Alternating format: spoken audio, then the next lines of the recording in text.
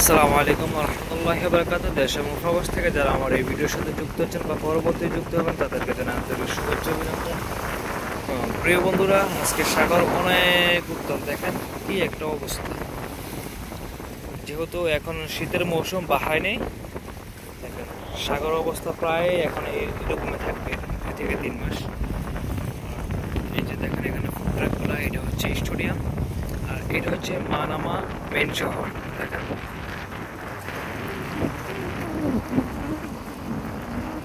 আসলে আমরা খুব এনজয় করি এই জিনিসটাকে, খুব এনজয় করি। ভিউগুলো অনেক সুন্দর আসে এখান থেকে। আর সাগর প্রচন্ড হাওয়া, প্রচন্ড বাতাস চলতেছে আজকে, ঠিক আছে। ওই পাশটা হচ্ছে এয়ারপোর্ট, এটা হচ্ছে এয়ারপোর্ট, আর এটা হচ্ছে মানামা মেন শহর। দেখেন কত সুন্দর না, এই যে দেখেন প্রচুর বাতাস।